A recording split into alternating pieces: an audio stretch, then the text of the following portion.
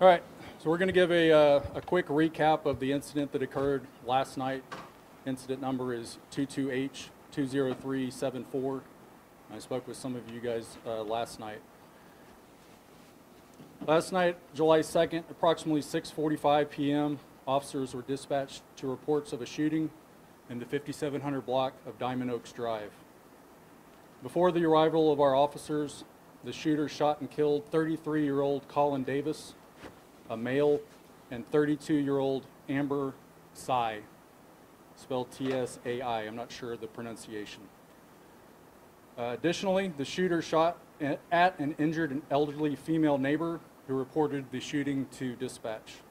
She is still at a local hospital with non-life-threatening injuries. She was expected to have some type of surgery this morning. The shooter has been identified as 28-year-old Edward Freeman, spelled F-R-E-Y-M-A-N, and this is the only time we are going to mention his name. He doesn't deserve any recognition. We'll refer to him as the suspect or the shooter from this point forward. Upon approach to the residence, officers were immediately met with gunfire, which resulted in the injury of 3 of our officers. Despite being injured, our responding officers courageously returned fire, which likely prevented further injury or loss of life. At some point after the exchange of gunfire, the shooter fled the residence on foot, armed with a rifle and a handgun. He later took his own life in the 3900 block of Golden Oaks. This time I'm going to mention the names of our 3 officers that were injured last night. We have Corporal Zach Tabler, 7 years of service. Officer Tim Barton, 6 years of service. Officer Jose Avila, with 5 years of service. At the conclusion of this briefing, we're going to take a few questions. We're also going to show a video that'll probably answer a lot of your questions and paint a picture of this horrific incident. At this time, I'd like to introduce our Chief of Police, Cody Phillips.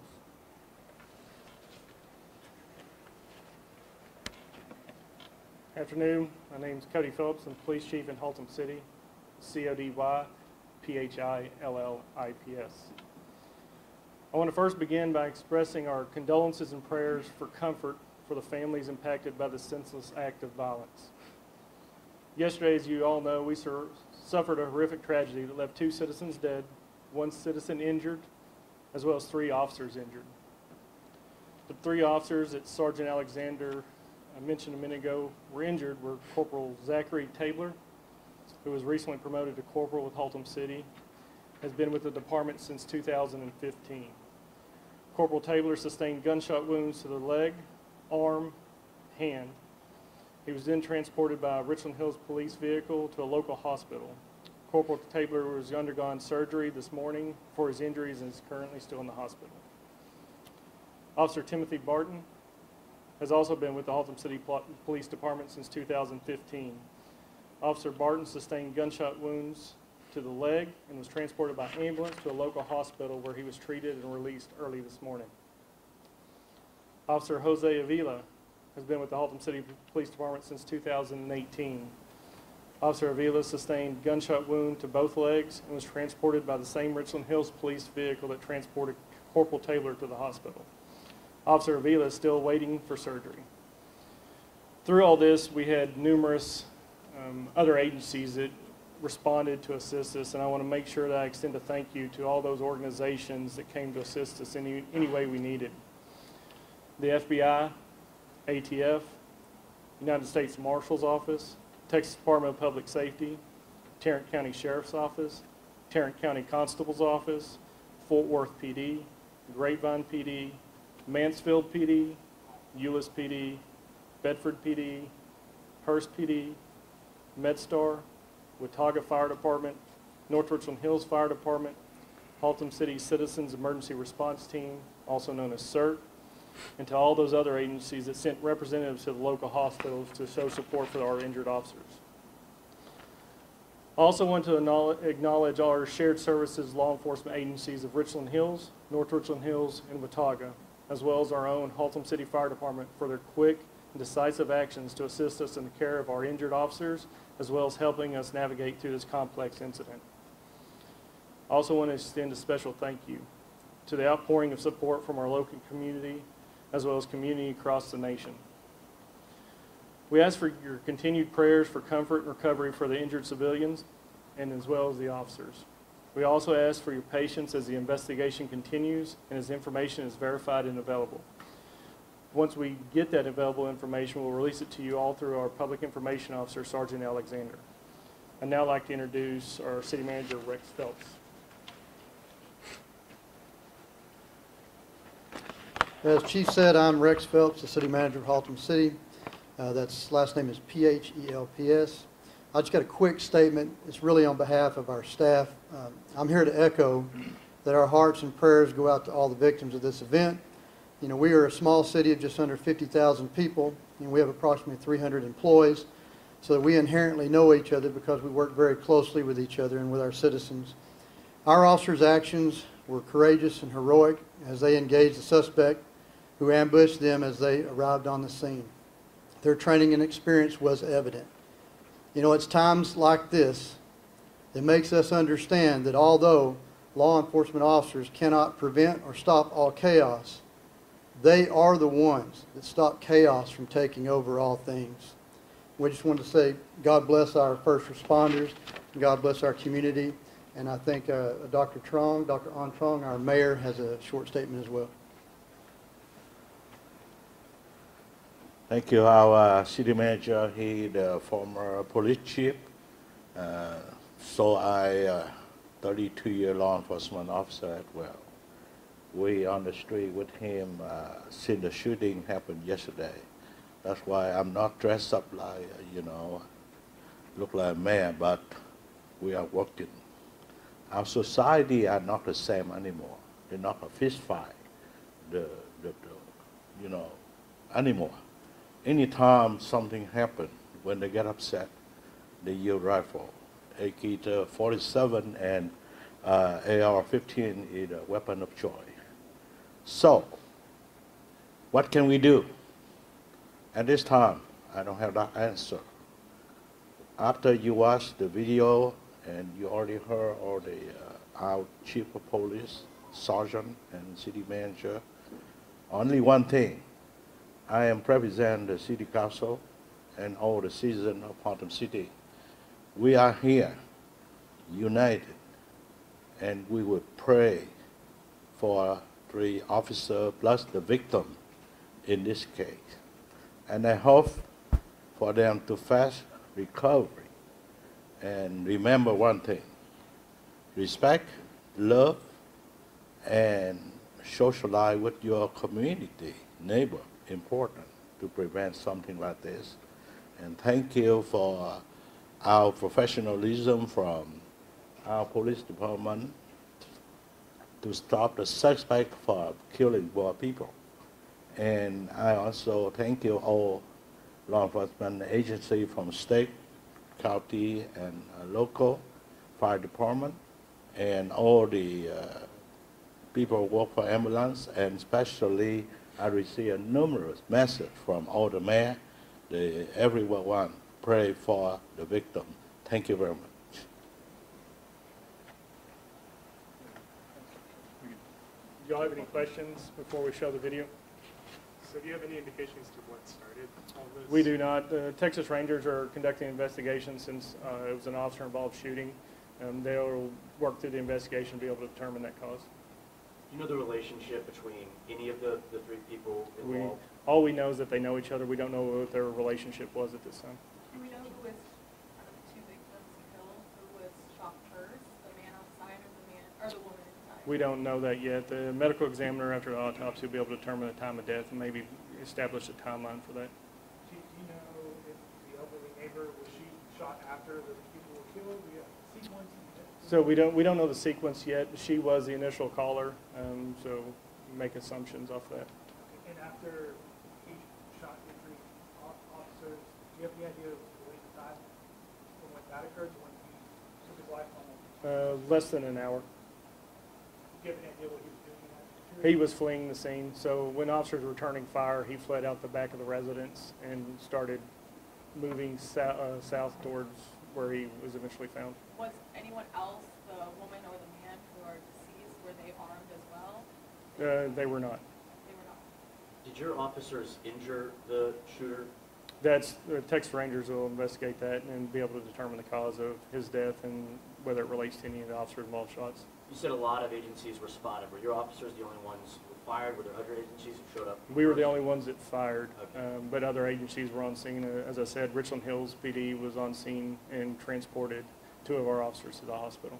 Even though obviously any scenario can happen on any call, that's happened many times. Can you talk about this, how to process something like so many of your officers in a small department being injured? What's going, how are you handling that? So it wouldn't be possible if we didn't have the help from all the neighboring agencies, from setting on the officers at the hospital, making sure the families and the officers have everything that they need so they can concentrate on the recovery of their husband, their spouse, their parents, to setting on their house to make sure everything was taken care of, any needs that the other family members need is taken care of. And then also is trying to navigate through the officers that were, like City Manager Phelps said, we're like a family, so everybody knows each other. So there was a lot of, almost all Haltom City officers were on scene, so they were affected mentally some way. So navigating through that post this is going to be the priority. Do we know if he was firing from within the house, or did he step outside, or both? That'll be, when the Texas Rangers complete their investigation, they'll be able to do all that. Did the suspect have any other criminal history? We don't know. Once we do that, we release the scene to the Texas Rangers, so all we do is process the crime scene, they conduct the investigation. To get to that second scene where he shot himself, how did he get, I mean, just you go back out the house? Because your officers were, I'm assuming, in front of the home. Correct. Yes, sir. They just jumped the fence and then started navigating through yards, and whether it would be the rear of the yard or the front of the yard, he navigated down those roads to where he ended up in. Did he fire again at any point? Like, was he shooting into other homes, or was he just? No, not once he fled. We didn't find anything, any indications that he fired once he fled the house. Had you guys made any calls to service to that house before this incident? I don't know. I had to get back with you. Did y'all? I think there had been a couple, but nothing severe in nature. And then the other thing too, we heard from neighbors, a lot of people thought this, was fireworks at the beginning, it turns into a very serious situation when your officers show up. Is there anything you wanted to share just about, I guess, the risk that your officers face, every day, and how this situation turned from what could have been fireworks, to something obviously a lot more real? So, and thank you for bringing that up, because it's crucial how officers respond to certain situations. So, you get complaints about how officers are robots, or they treat everybody like they're going to get shot at or something. This is a prime example. This was an ambush situation. So if they wouldn't have been prepared, this situation could have turned out a lot worse. There could have been several officers deceased over not being able to respond correctly. So, they responded as they trained, and that was crucial in the success of this. How important is a neighbor call to 911 to let your officers know what they're wanting to? Oh, it's crucial. It's crucial to provide, accurate information to dispatch, and then dispatch providing that information to the officers responding, because as they're responding, depending on the location of the officer when they initially respond, they may only have seconds before they're on scene. So that quick information, accurate information is crucial. I understand the Texas Rangers are leading the investigation, but also had a report that a couple hours before the actual shooting started, a local veteran had ammunition, guns, and stuff stolen from his vehicle. Is that believed to be what the? No, that's not. Completely separate? That was way up north, and there was not ammunition or weapons. That was not a factual. I just wanted to verify. Yeah, that. it was a military uniform and stuff of that nature. And that was on the way northwest part of the town, up by Beach and Western Center. The location where the suspect was found, is that a residence or business or what? It's a residence. Everything occurred in a residential neighborhood. Do you have any idea the gun was illegally owned by the shooter? ATF and the Texas Rangers working hand in hand to make sure that it was a legally owned gun and legally, able to be legally owned. And It was a fully automatic, semi-automatic. It was 2 weapons, correct? 1 handgun, 1 rifle. Correct. And you know the make of those? I do not offhand. Is that it? The fact that the victim or the shooter was a self-inflicted gun wound, did you come to that conclusion? The Rangers? So there was there was no officers around. He was inside of a perimeter. We located him. We had a call come in. We verified the location by helicopter. Nobody was around, and then eventually moved in with officers, a security team to the officers to verify. The medical examiner will definitely determine the cause of death at that point. Did the shooter live at either house, the one where it started out or the one where it ended? The only tie to the one was the initial house, initial residence. Some of the video that we obtained showed that he was had a belt with, he was loaded down with everything. It looked like he was ready to see the officers approach them. Can you just talk about being prepared? I saw the exact same thing you saw. And the key is in a neighborhood, the ring cameras and all that, the notification system that we had in place for people to shelter in place began to garner a lot of data that we needed to track the individual. And it goes back to the citizen question. If you see something, say something, call us as soon as you see it, and we'll get there, because you never know, something might seem little, and it turns out to something very big. Do you know if you had any interaction with neighbors before this occurred yesterday? I spoke with one neighbor, and the neighbor said they did. They didn't go into detail. I forwarded them their contact information to the Texas Rangers so they could handle that. How many houses total were affected by this shootout, whether it be from the officers or the suspect shooting? They were still working the crime scene at almost 1 o'clock this afternoon, so I don't have the exact number. I just know there was a lot of rounds fired and a lot of houses struck. And personal property, there's vehicles struck as well. You would have ventured guess dozens, hundreds, thousands? Easily hundreds. All right, so at this time, we're going to cut off the questioning and get this video playing. Do you have anything else you want to add, sir? No. How do y'all want to do the mic, or are y'all good with just sending it electronically? You want to watch it and then send it electronically? Okay. I can slide that over here. Yeah, that'll work. This one on top. Push that one right there. Yeah, that one. You did? Yeah, that one switch. Where's the speaker at? This is here.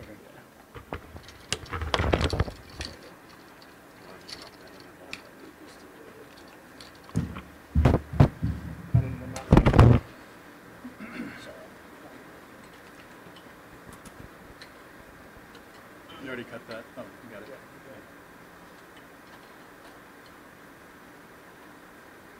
Everybody good?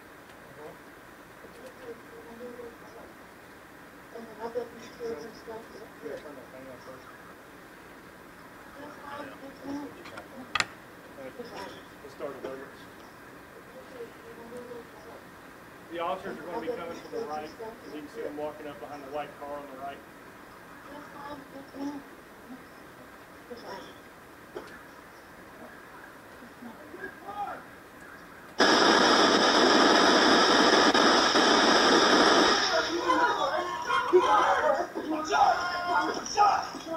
I'm on the floor, dude. It's in the house. Sam. I'm on the floor. I'm on the floor. I'm on the floor. What's going on here? Hey, give me a car.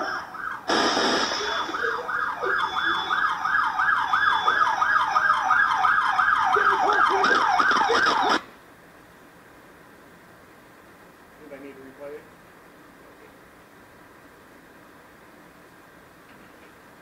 You want one more? Get it one more time.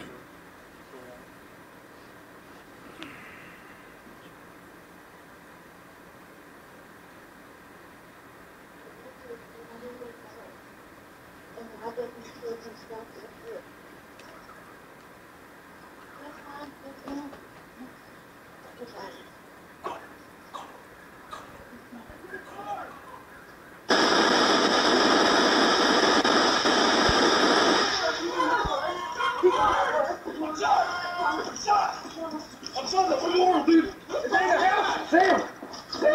I'm on the floor. I'm on the floor. I'm on the floor.